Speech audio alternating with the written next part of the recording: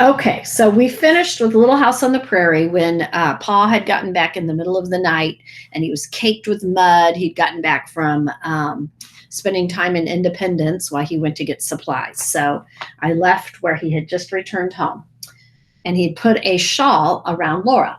The shawl was so large that Mary wrapped the other end of it around her. Pa pulled off his stiff boots and warmed his stiff, cold hands. Then he sat on the bench and he took Mary on one knee and Laura on the other, and he hugged them against him, all snuggled in the shawl, their bare toes toasted in the heat from the fire. Ah, Pa sighed. I thought I would never get here. Ma rummaged among the stores he had brought and spooned brown sugar into a tin cup. Pa had brought brown sugar from Independence. Your coffee will be ready in a minute, Charles, she said. It rained between here and Independence. You remember why I do that, kids? Because I was born in Independence? Okay. Pa told them, and coming back, the mud froze between the spokes till the wheels were nearly solid. I had to get out and knock it loose so the horses could pull the wagon, and it seemed like we'd no more than started when I had to get out and do it again. It was all I could do to keep Pet and Patty coming against that wind. They're so worn out they can hardly stagger. I never saw such a wind. It cuts like a knife. The wind had begun while he was in town. People there told him he'd better wait until it blew itself out, but he wanted to get home. It beats me, he said, why they all call the south wind a norther, and how a wind from the south can be so tarnation cold. I never saw anything like it. Down here in this country, the north end of the south wind is the coldest wind I ever heard of, which is silly. Why do they call it that? Look at that picture. He drank his coffee and wiped his mustache with his handkerchief and said, that hits the spot, Caroline. Now I'm beginning to thaw out.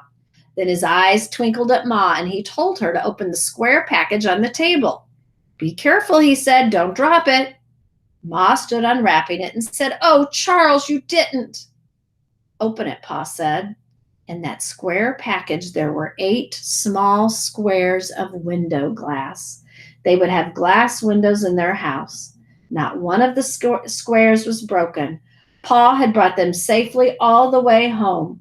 Ma shook her head and said he shouldn't have spent so much, but her whole face was smiling and Pa laughed with joy. They were all so pleased. All winter long they could look out the windows as much as they liked and the sunshine could come in.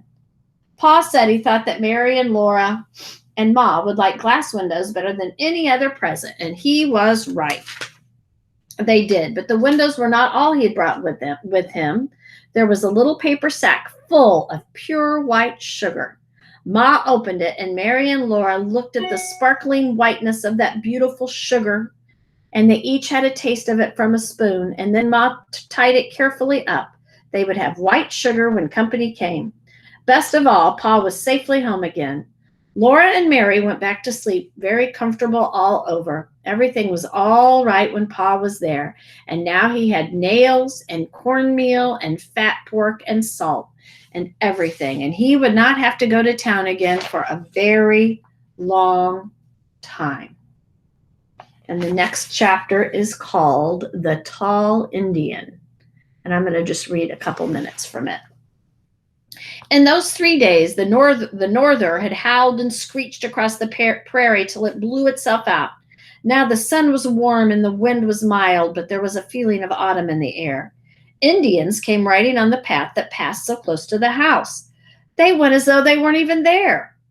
They were thin, brown, and bare. They rode their little ponies without a saddle or a bridle. They sat up straight on the naked ponies and did not look to the right or the left, but their black eyes glittered.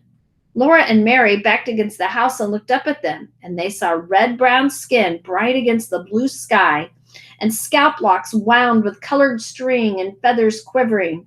The Indians' faces were like red-brown wood that Pa had carved and made a bracket for Ma. I thought that trail was an old one they didn't use anymore, Pa said.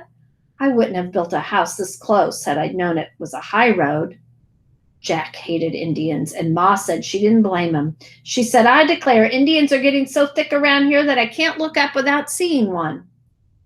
As she spoke, she looked up, and there stood an Indian. He stood in the doorway looking at them, and they had not heard a sound. Goodness, Ma gasped. Silently, Jack jumped up at the Indian. Pa caught him by the collar just in time. The Indian hadn't moved. He stood as still as if Jack hadn't been there at all. How? He said to Pa. I'm going to leave it right there. Bye-bye.